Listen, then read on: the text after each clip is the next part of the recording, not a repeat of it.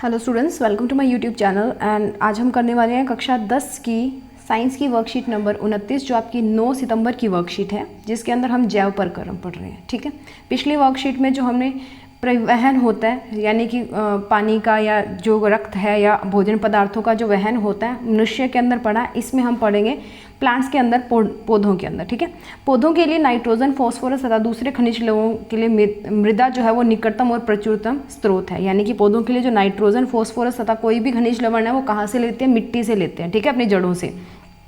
इसलिए इन पदार्थों का अवशोषण जड़ों द्वारा मृदा के संपर्क में जो जड़ें हैं वो मिट्टी के अंदर रहती हैं और वो इन चीज़ों को सोखती रहती हैं। यदि मृदा के संपर्क वाले अंग में तथा क्लोरोफिल युक्त अंगों में दूरी कम होती है तो ऊर्जा व कच्ची सामग्री पादप शरीर के सभी भागों तक आसानी से पहुंच जाते हैं। जितना छोटा प्लांट होता है, ठीक है, उतना ही क्या होता है, उनके बीच में जो जड़ें होती हैं और जो क्लोरोफिल वाला पार्ट होता है, यानी कि पत्ते होते हैं, उनके बीच में क्या होती है, दूरी कम होती है और उतना ही जो कच्ची सामग्री है वो आसानी से पहुंच जाती है। यदि पादप शरीर की अभिकल्पना में परिवर्तन के कारण दूरियां बढ़ जाती हैं तो पत्तियां, कच्ची सामग्री तथा जड़ों से ऊर्जा उपलब्ध कराने के लिए विसरण प्रक्रम पर्याप्त नहीं होगा।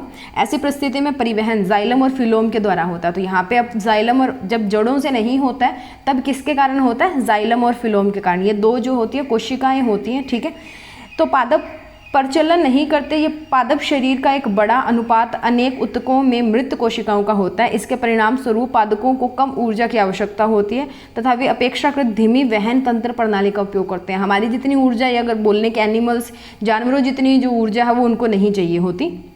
तो अब क्या होता है? वाष्पोत्सर्जन, ये एक चीज़ आप यहाँ पे देखिए कि वाष्पोत्सर्जन क्या होता है, उसके बाद में हम जाइलम और फिलोम को पढ़ेंगे। यहाँ पे दो चीज़ें होती हैं। वाष्पोत्सर्जन में क्या होता है, जो आपका पानी है वो जड़ों से लेके बाहर निकल जाता है, यानी कि वाष्पीकृत हो जाता है। वाष्पोत्सर्जन में अब क्या होगा, पादप के वायवीय भागों द्वारा वाष्प के रूप में जल की हानि की प्रक्रिया। जब जल की हानि हो जाती है, ओस आके कुछ जो पानी है वो निकल जाता है पादप में से, उसको बोलते हैं वाष्पोत्सर्जन। ठीक है, अब इसमें हो यह प्रक्रिया पादपों को निम्न रूप से सहायता करती है: जल के अवशोषण एवं जड़ से पत्तियों तक जल तथा उसके विलय खनिज लवणों को ऊपरमुखी गति। ये क्या करती है? जड़ों से जो ऊपर वाला भाग होता है वहां तक पानी लेके जाती है, क्योंकि जो रूट से जो जड़ें होती है उससे लेके जो हमारा पौधा होगा उसके जो पत्ते हैं और उसके जो ऊपरी भाग है, उसकी सतह जो होगी, वहाँ से ये जो पानी है ये निकलता है, इसका जो हानि है वो होती है। तो ये क्या करेगा, हमारी जो जड़ें हैं वहाँ से लेके पौधे के ऊपरी भागों तक पानी को पहुँचाने में सहायता करेगा। पादपों में ताप के नियमन में सहायक है। तो अब पानी जो है वो आता जाता रहेगा, तो जो पे तापमान है वो भी तो सही रहेगा। हमें भी बोलते हैं कि ज़्यादा से ज़्यादा गर्मी में पानी पीना चाहिए ताकि हमारे शरीर का तापमान एक जैसा रहे, सही रहे। ठीक है, उसके बाद में स्थानांतरण।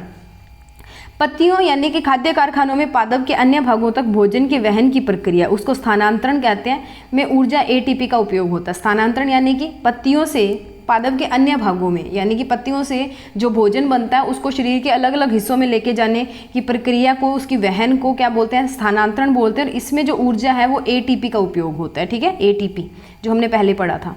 अब पादप वहन तंत्र में भंडारित ऊर्जा युक्त पदार्थ तथा जड़ों से कच्ची सामग्री का वहन करता है। पादप के दो मुख्य चालन पथ या नलिकाएं होती है। पहला होता है जाइलम और दूसरा होता है फिलोम। जाइलम क्या करता है? मृदा से जल को प्राप्त करता है और खनिज लवणों का वहन करता है। फिलोम क्या करता है? पत्तियों जहाँ प्रकाश संश्लेषण से भोजन बना उसको अन्य भागों तक लेके जाता है। ठीक है, तो अंतर क्या होता है जाइलम और फिलोम के परिवहन में? तो वो देखिए, जाइलम पादपों में जल और खनिज लवण का वहन करता है। यह क्या करता है? पत्तियों में जो भोजन बना है प्रकाश संश्लेषण द्वारा उसे अन्य भागों में लेके जाता है। जाइलम में हमेशा ऊपरमुखी गति होती है, यानी कि नीचे से ऊपर की तरफ जाएंगे। ठीक है, फिलोम में गति ऊपरमुखी या अधोमुखी हो सकती है, यानी कि अधोमुखी यानी कि कहीं भी जिस जिस पार्ट में चाहिए होती है। अब ये पेड़ है, इसकी एक टहनी इधर है, ठीक है, ये यहाँ से आया, एक इधर भी है, तो अब एक थोड़ा बहुत ये इधर भी है। तो ये क्या होता है, फिलोम की गति जो है वो ऊपर की तरफ भी हो सकती है, यानी कि अगर यहाँ पे ज़्यादा भोजन बना है तो ये ऊपर वाले हिस्सों में भी जाएगा, ये इधर भी जाएगा, ये इधर भी जाएगा। ठीक है, अधोमुखी भी हो सकती है, यानी पत्तियों के अन्य भागों तक भी हो सकती है। उसके बाद में वाष्पोत्सर्जन। पत्तियों से जल के अणु का वाष्पन एक चूर्ण उत्पन्न करता है, चूषण उत्पन्न करता है, जो जल को जड़ों में उपस्थित जाइलम की कोशिकाओं द्वारा खींचता है। उसके बाद में गति पादप की आवश्यकता पर निर्भर करती है और ऊर्जा की उपयोग से होती है, यानी कि ये किस गति से अपना काम करेगा वो पादप की जो पेड़ की आवश्यकता उसके ऊपर निर्भर करती है। अगर उसको ज़्यादा खाना बहुत जल्दी जल्दी चाहिए तो उसकी गति उसके ऊपर जाएगी, अगर उसको कम चाहिए या कम ऊर्जा चाहिए तो वो धीरे धीरे काम करेगा। ठीक है, तो उसके बाद में चलते हैं इसके क्वेश्चंस पे, क्वेश्चंस को डिस्कस कर लेते हैं। पहला क्वेश्चन है उत्संगठित पादप में वहन तंत्र के घटक क्या हैं। तो पहला हमारे पास है जाइलम और फिलोम, इसका आंसर आएगा पहले का जाइलम और फिलोम। सेकेंड है पादप में जल और खनिज लवण का वहन कैसे होता है। तो जाइलम से होता है, इसमें वहिकाएं और वहनिकाएं होती हैं। जाइलम जल तथा लवणों को मृदा से पत्तियों तक प्रवाहित करने में मदद करते हैं। उसके बाद में है पादप में भोजन का स्थानांतरण कैसे होता है।